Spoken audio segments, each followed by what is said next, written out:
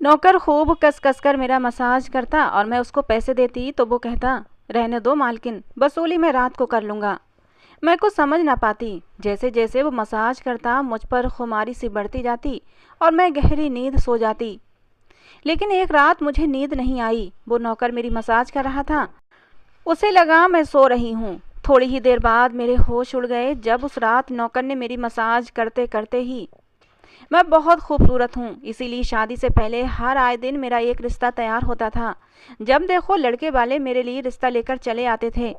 मैं अपने माँ बाप की इकलौती औलाद थी, इसलिए मेरे पापा चाहते थे कि मैं डॉक्टर बनकर उनका नाम रोशन करूं। मगर जब मेरे इतने अच्छे अच्छे रिश्ते आने लगे तो मेरी माँ मुझे कहती कि तुम पढ़ाई छोड़ दो और शादी करके अपना घर बसाओ। मगर मैं अपनी माँ से कहती कि नहीं, मैंने शादी नहीं करनी, मैंने तो डॉक्टर बनना है। और कई अच्छे रिश्ते मैं ठुकरा भी चुकी थी।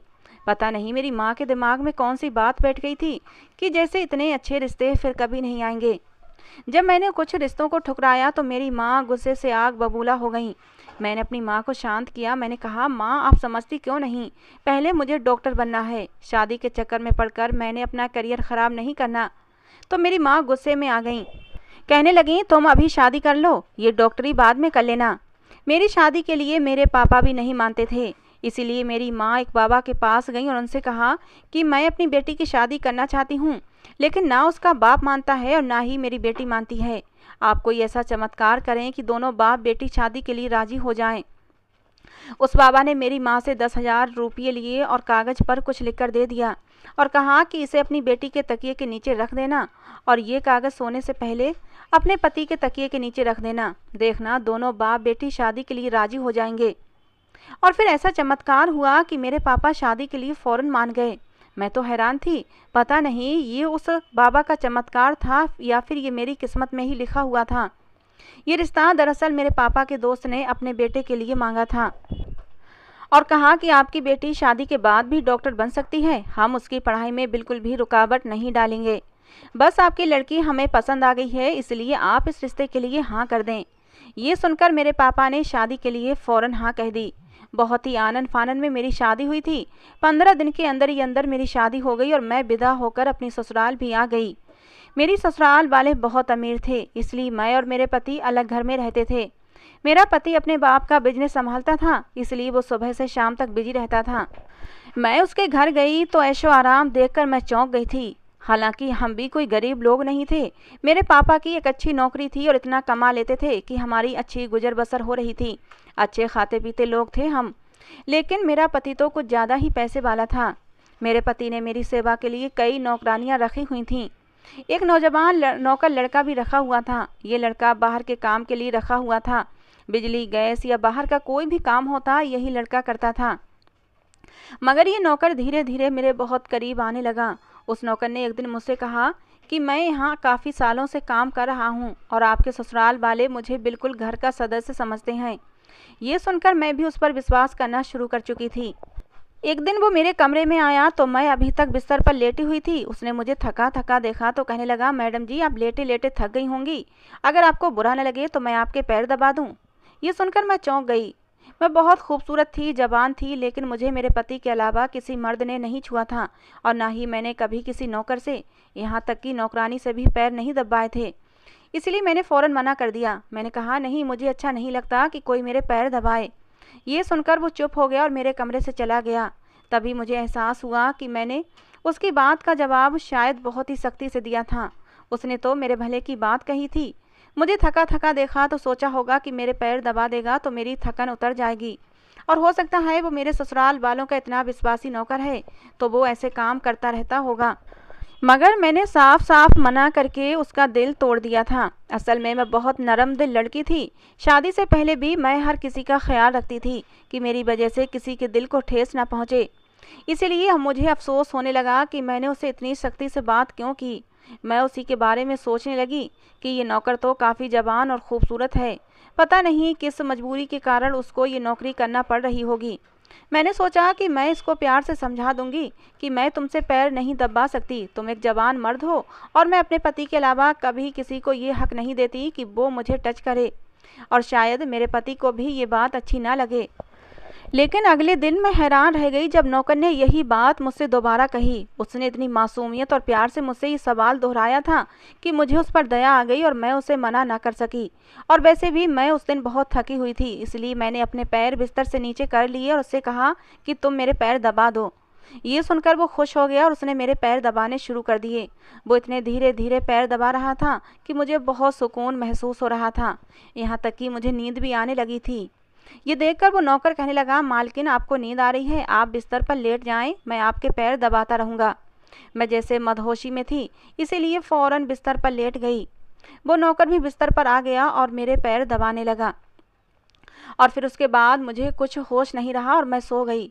मुझे नहीं पता कि मैं कितने घंटे तक सोती रही। मेरी आँख खुली तो मैंने देखा कि वो नौकर अभी तक मेरे पैर दबा रहा था। ये देखकर मुझे उस पर तरस आ गया। मैंने हाथ बढ़ाकर अपना पर्स खोला और कुछ पैसे निकाले और उस नौकर के हाथ पर रख दिए। ये देखकर वो शर्माने लगा, बोला, मालकिन आप मुझे पैसे देकर शर्मिंदा कर रही हैं। मेरी तनख्वाह अच्छी भली है, मुझे इन पैसों की ज़रूरत नहीं।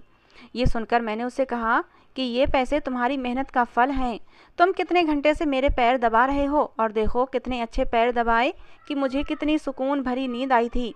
ये पैसे मैं तुम्हें इसीलिए दे रही हूँ। ये सुनकर उसने वो पैसे मुझसे ले लिए और मेरे कमरे से निकल गया। मेरा पति रात को देर से आता था, इसलिए मैं शाम को फिर उसी नौकर को अपने कमरे में बुलाया और उससे कहा कि तुम्हारी मालिश से मुझे बहुत अच्छी नींद आती है, इसीलिए जब तक मेरा पति घर नहीं आ जाता तब तक तुम मेरे कमरे में ही रहना और मेरे पैर दबाते रहना। शायद नौकर को पैसों का लालच आ गया था, इसीलिए मेरी बात सुनकर वो खुश हो गया। कहने लगा, मालकिन मैं तो एक छोटा सा नौकर हूँ और आपका बहुत ही सम्मान करता हूँ और इसीलिए मैं आपके पैर भी दबा देता हूँ ताकि आपको थकान ना हो, आपकी थकान उतर जाए और आपको सुकून मिले। ये सुनकर मैंने उससे कहा कि तुम्हारे हाथों में जादू है, इसीलिए तो मेरी सारी थकान उतर जाती है। एक दिन नौकर ने मुझसे कहा कि आपकी सास भी कभी कभी मुझसे मसाज करवा लेती थीं। ये सुनकर मैं चौंक गई और फिर मुझे उस नौकर पर और भी विश्वास आने लगा कि जब ये मेरी सास के भी पैर दबाता है तो ये बहुत ही विश्वास के लायक नौकर है। मुझे ससुराल आए 1 महीना होने वाला था। फर्स्ट सेमेस्टर के एग्ज़ाम देकर मैं फ्री थी। मेरे पति ने मुझसे वादा किया था कि मैं तुम्हारा सपना पूरा करने में तुम्हारी मदद करूंगा, तुम एक दिन एक अच्छी डॉक्टर ज़रूर बनोगी। मैं भी खुश थी कि मेरा पति कितना अच्छा है और वो मेरा साथ दे रहा था। मुझे ससुराल आए पूरा 1 महीना हो चुका था और इतने समय में मैंने उस नौकर को अच्छे से परख लिया था। जब भी वो मेरे सामने आता उसकी नज़रें हमेशा नीचे रहती थीं। कभी मुझसे नज़र मिलाकर बात नहीं करता था। बहुत ही सीधा साधा और शरीफ सा लड़का था। कभी भी झूठ नहीं बोलता था, हर बात सच ही कहता था। मेरे घर में नौकरानियां भी काम करती थीं, मगर मुझे उन पर किसी पर भी विश्वास नहीं था क्योंकि वो झूठी और बेईमान थीं। मेरे घर की बातें बाहर मोहल्ले में बड़ा चढ़ाकर बताया करती थीं। 1-2 बार मेरे घर का सामान भी गुम हुआ था, जो बाद में पता चला कि उन्हीं नौकरानियों ने चुराया था। इसीलिए मुझे उन पर विश्वास नहीं था और मैं उन्हें अपने कमरे में नहीं आने देती थी। ये नौकर इस घर का पुराना नौकर था, इसलिए मैं इस पर भरोसा करने लगी थी। नौकर जब भी मेरे कमरे में आता अपनी नज़रें झुकाए रखता। वो मेरे शरीर को हाथ लगाता था, मगर उसकी नीयत बुरी नहीं होती थी। वो बहुत ही सम्मान के साथ मेरे पैरों को दबाता था। ऐसा हर रात होता था। एक दिन मैंने अपने पति से कहा कि जब से हमारी शादी हुई है हम कहीं घूमने फिरने नहीं गए। ये सुनकर मेरे पति ने कहा कि जब से हमारी शादी हुई है तुम भी तो हर समय नींद में ही रहती हो। मैं रात को भी घर आता हूँ तो तुम गहरी नींद में होती हो। दिन को मेरे पास समय नहीं होता और रात को मेरे घर आने से पहले ही तुम सो जाती हो। तुम खुद सोचो जरा, तुमने और मैंने कितनी बार आपस में प्यार के पल बिताए हैं। मैं तो तरस गया हूँ तुम्हारे लिए। कभी कभी तो मैं ऐसा महसूस करता हूँ कि जैसे मेरी शादी ही नहीं हुई है। मैं अपने दिल में सोचने लगी कि ये सब नौकर की मालिश की वजह से हो रहा है। मेरे पति की शिकायत ठीक थी। मुझे रोज रात को अपने पति के लिए जागना चाहिए। शादी को 1 महीना होने वाला था और इस 1 महीने में मेरा पति मेरे पास एक बार भी नहीं आया था सिवाय सुहागरात के। मैंने फैसला किया कि आज रात जब नौकर मुझे मालिश के लिए कहेगा तो मैं उसे मना कर दूंगी ताकि मुझे नींद ना आए और मैं अपने पति के आने तक जागती रहूं। शाम हुई तो मैं नहाकर खुद को अच्छे से तैयार किया और दुल्हन की तरह सजकर अपने बेड पर बैठ गई और अपने पति का इंतजार करने लगी। थोड़ी ही देर बाद नौकर मेरे कमरे में आया। मुझे इस तरह सजा सबरा देखकर पहले तो वो चौंक गया, फिर मुझे मालिश के लिए पूछा तो मैंने साफ मना कर दिया। मेरी बात सुनकर उसका चेहरा उदास हो गया और वो चुपचाप वापस चला गया। कुछ देर बाद नौकर फिर से मेरे कमरे में आया।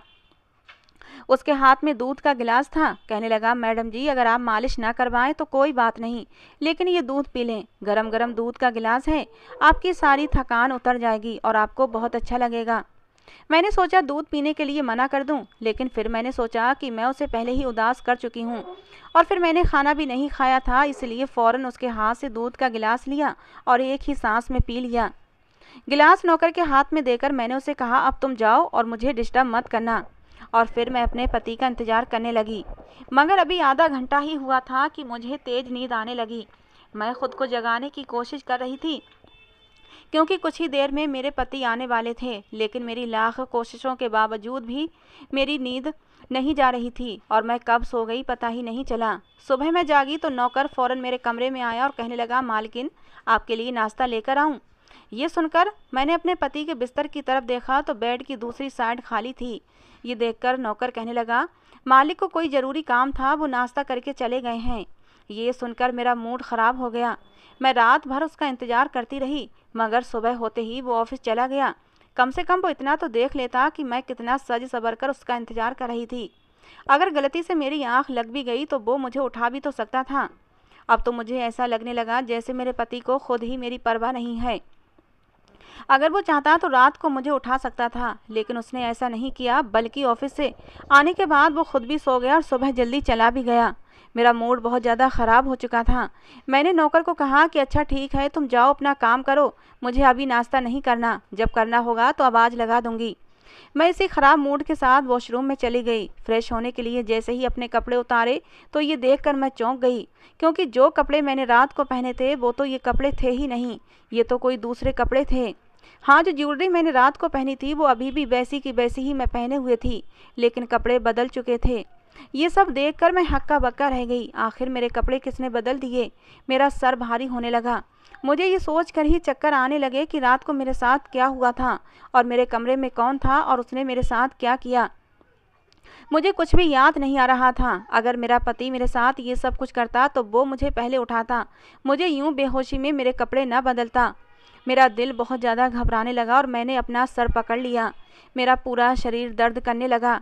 थोड़ी देर बाद नौकर चाय लेकर आया तो मैंने उसे कहा कि मेरा शरीर दर्द कर रहा है, तुम ऐसा करो, मेरे पैर दबा दो और सर की भी मसाज कर दो। ये सुनकर वो मेरे बेड पर आ गया और मेरे पैर दबाने लगा और फिर थोड़ी देर के बाद ही वो मेरे सर की मसाज भी करने लगा। उस दिन मैं बहुत देर तक बिस्तर पर पड़ी रही। उस दिन मेरा पति भी घर जल्दी आ गया। मैंने उसे देखा तो मैं उस पर गुस्से के मारे बरस पड़ी। मैंने कहा, रात को मैं तुम्हारे लिए दुल्हन बनकर जागती रही, मगर तुम नहीं आए। ये सुनकर मेरा पति कहने लगा, लेकिन मैं रात को कमरे में आया तो तुम गहरी नींद में थी, इसीलिए मैंने तुम्हें नहीं जगाया। ये सुनकर मैं चौंक गई कि मेरे कपड़े किसने बदले और नींद पूरी होने के बावजूद मेरा शरीर दर्द क्यों कर रहा है। ये सब सोचकर ही मैं उलझ गई थी। तभी मेरा पति कहने लगा, अच्छा ठीक है, मूड ख़राब करने की ज़रूरत नहीं है, मुझे आज रात को भी एक काम के सिलसिले में शहर से बाहर जाना है, इसलिए देर हो जाएगी। लेकिन देखो अभी मेरे पास 3-4 घंटे फ्री हैं, अगर तुम कहो तो हम कहीं बाहर घूमने जा सकते हैं। ये सुनकर मेरा मूड खुद ब खुद ठीक हो गया और मैं तैयार होने के लिए कमरे में चली गई। थोड़ी ही देर बाद मेरा नौकर कमरे में आया और कहने लगा, मालकिन छोटी मुँह बड़ी बात होगी, मगर मैं आपको यही सलाह दूंगा कि आप बाहर ना जाएं, क्योंकि मौसम भी ख़राब है और आपकी तबीयत भी सुबह से ठीक नहीं। ये सुनते ही मुझे गुस्सा आ गया। मैंने उससे कहा कि तुम मेरे नौकर हो, मेरे पति बनने की कोशिश मत करो। ये कहकर मैं बाहर चली गई। ना जाने मुझे किस बात पर गुस्सा आ गया था। मैंने उस नौकर को खूब खरी खोटी सुना दी थी। वो भी तो हद से बढ़ने लगा था। वो कौन होता है मुझे ये समझाने वाला कि मैं अपने पति के साथ बाहर जाऊं या ना जाऊं। कितने समय के बाद तो ये मौका मिला था और ऊपर से वो मुझे रोकने की कोशिश कर रहा था, इसलिए तो मैंने उसे डांट लगा दी थी और वो अपनी औकात जान गया था। जब मैं घर आई तो मेरा नौकर मेरे सामने नहीं आया था। मेरा पति मुझे गेट पर ही उतार कर वापस अपने ऑफिस जा चुका था, ये कहकर कि मैं रात को लेट आऊँगा।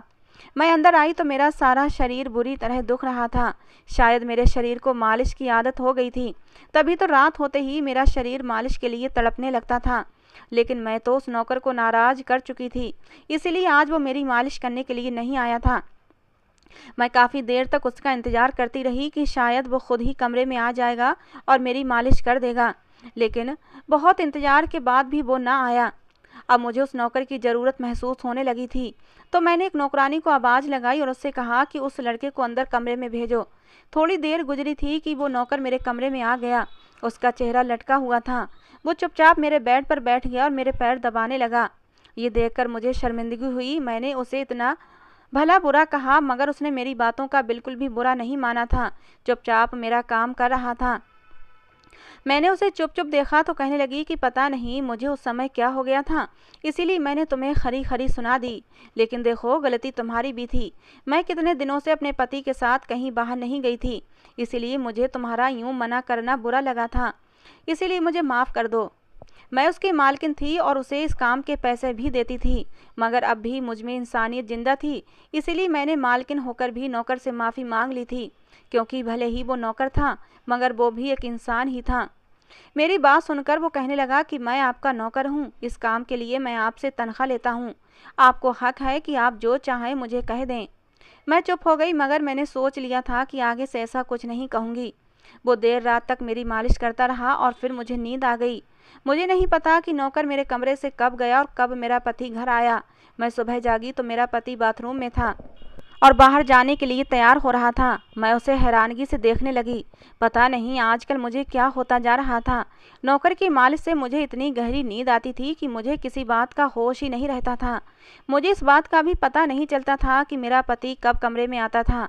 मैं सोचने लगी कि इस नौकर की मालिश में भला ऐसा क्या जादू था कि वो मेरे पति के आने से पहले मेरी मालिश करता और मैं गहरी नींद में सो जाती थी। सुबह जब उठती तो मेरा सर भारी भारी होता और मैं चलने फिरने में भी अपने पैरों में दर्द महसूस करती रहती थी। मगर ये बात मैंने अपने पति को नहीं बताई थी, क्योंकि मैं नहीं चाहती थी कि ये बात मेरे पति को पता चले कि मैं इस नौकर से मसाज करवाती हूँ। एक दिन मेरा पति दिन के समय घर पर था। मैंने नौकर से सारे घर के काम करवाए और अपने कमरे में उसे नहीं आने दिया। नौकर भी घर के सारे काम करता रहा। मसाज वाली बात किसी के सामने नहीं निकाली। मैं भी चाहती थी ये बात किसी को पता ना चले। इसी बीच जब मेरा पति घर से बाहर जाता तो मैं उस नौकर को अपने कमरे में बुला लेती थी। एक दिन मेरा पति अचानक ही घर आ गया और मैं कमरे में थी और वो नौकर मेरे पैरों की मसाज कर रहा था। जैसे ही मैंने अपने पति की गाड़ी का हॉर्न सुना, मैं एकदम से घबरा गई। वो नौकर भी बड़ा समझदार था। वो भी शायद समझ गया कि मैं मसाज वाली बात उसे नहीं बताना चाहती। अभी मैं उस नौकर को अपने मुंह से बोलने ही वाली थी कि तुम जाओ, इससे पहले ही वो खुद ही उठकर कमरे से बाहर चला गया और दूसरे कामों में लग गया और मेरे पति को कुछ भी पता नहीं चला। मैं मसाज घर की नौकरानी से भी करवा सकती थी, मगर पता नहीं इस नौकर के हाथ में क्या जादू था कि मैं उसे हर रोज अपने कमरे में बुला लेती थी। पता नहीं मुझे क्या होता जा रहा था। जिस रात मैं नौकर से मसाज ना करवाती, उस रात मेरे पूरे शरीर में दर्द होता रहता था। एक रात मैंने नौकर से मालिश करवाई और गहरी नींद सो गई। सुबह मेरी आँख खुली तो फिर से मेरे कपड़े चेंज हो चुके थे और ये देखकर मैं फिर हैरान हुई थी। आखिर ये सब क्या चल रहा था? ऐसा मेरे साथ कौन कर रहा था? क्या मेरा पति मेरे साथ ये कर रहा था? मैं सोच में पड़ गई और शीशे के सामने खड़ी हो गई तो मैं चौंक गई, क्योंकि मेरे पूरे शरीर पर लाल रंग के निशान पड़ गए थे। ये कैसे निशान थे? मैं अपने शरीर पर हाथ फेरने लगी, जैसे मैं उन निशानों को मिटाना चाहती थी, मगर ऐसा ना हुआ। अब तो अगले दिन भी मैंने देखा कि वही निशान फिर से मेरे शरीर पर थे। इस बार मैं घबरा गई। तभी मेरे कमरे में नौकर आ गया। उसने मुझसे मालिश का कहा। मैं उससे अपने ये निशान छुपाना चाहती थी, इसलिए मैंने कहा कि आज तुम सिर्फ मेरे पैरों की मसाज कर दो, मुझे आज सर की मसाज नहीं करवाना। उसने मुझसे कुछ नहीं पूछा, मगर मैं अंदर ही अंदर डर रही थी कि अगर किसी दिन मेरे पति ने ये निशान देख लिए तो मैं उसे क्या जवाब दूंगी। मैं ये सोच सोच कर ही थक चुकी थी। मैंने अपना सर तकिए पर रख दिया और नौकर मेरे पैरों की मसाज करने लगा। मेरी आंखें नींद से बंद होने लगी थीं। तभी नौकर ने मुझे एक ऐसी बात कही जिसे सुनकर मेरे होश उड़ गए। उसने कहा कि आप मुझे बहुत अच्छी लगती हैं। मेरी आंखें नींद से बोझल होने लगी थीं। मुझे उसकी बात सुनाई तो दे रही थी, लेकिन मैं कुछ बोल नहीं पा रही थी, क्योंकि मैं बहुत ही गहरी नींद में जा रही थी और फिर मैं सो गई थी। सुबह मेरी आंख खुली तो मेरा पति भी बिस्तर पर लेटा हुआ था। मेरा सर बहुत भारी हो रहा था और शरीर दर्द से टूट रहा था, मगर इसके बावजूद मैं अपने पति के करीब आई और उसे धीरे से अपने और भी करीब कर लिया और फिर मैंने उसे अपने शरीर के निशानों के बारे में भी बता दिया। मैंने सोचा कि ये निशान बढ़ रहे हैं, इसलिए मुझे ये बात अपने पति को बता देनी चाहिए। ये सुनकर मेरे पति ने मेरे शरीर से कपड़ा हटाया तो वो उछल पड़ा। वो मुझसे एकदम से दूर हो गया। कहने लगा, तुमने मुझे धोखा दिया है, बेवफाई की है तुमने मेरे साथ और उसी की ये सज़ा मिली है तुम्हें। ये कोई बीमारी नहीं बल्कि तुम्हारा पाप है। मुझ में क्या कमी थी जो तुमने दूसरा मर्द तलाश कर लिया? मैं काम में बिजी था, मर तो नहीं गया था कि तुमने एक और चक्कर चला लिया। ये सुनकर मैं हक्का बक्का रह गई थी। मैंने उससे कहा, ये आप कैसी बातें कर रहे हैं, मैं बेकसूर हूँ। मगर मेरा पति हंसने लगा और कहा, ये निशान बता रहे हैं कि तुम पापी हो। इन निशानों को देखकर कोई भी बता सकता है कि तुम्हारे साथ किसी गैर मर्द ने रातें बिताई हैं। ये निशान इस बात के गवाह हैं। मैं बिल्कुल भी धोखा नहीं खा सकता कि ये निशान एड्स बीमारी के निशान हैं। तुम मुझसे दूर रहो वरना तुम्हारी ये बीमारी मुझे भी लग जाएगी। अभी के अभी मेरे घर से निकल जाओ, मैं तुम्हें तलाक के पेपर भेज दूंगा। उसने मुझे धक्के मार कर अपने घर से निकाल दिया। मैं तो समझ ही नहीं पा रही थी ये कुछ ही पल में क्या हो गया था। मैं रोते हुए अपने माँ बाप के घर आ गई। उन्हें अपनी बेगुनाही का विश्वास दिलाया। वो मेरे अपने थे, इसलिए उन्होंने मुझ पर विश्वास कर लिया। मेरे पापा ने कहा कि मैं दामाद जी से बात करूंगा और उन्हें समझाऊंगा कि हमारी बेटी ऐसी नहीं है। लेकिन मेरे पापा के जाने से पहले ही तलाक के पेपर मेरे घर आ चुके थे और मेरी हंसती मुस्कुराती दुनिया उजड़ गई थी।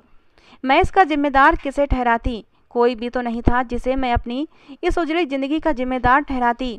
मैं खुद को भी कसूरवार नहीं ठहरा सकती थी क्योंकि मैंने कभी कोई गलत काम किया ही नहीं था। मैं तो अपने पति के अलावा किसी गैर दूसरे मर्द को देखती भी नहीं थी। मैं दिन रात अपने कमरे में पड़ी रहती, बाहर निकलने का मन नहीं होता था। ऐसा लगता था जैसे ज़िंदगी से मेरा विश्वास उठ गया था और ज़िंदगी जीने की कोई उमंग नहीं बची थी।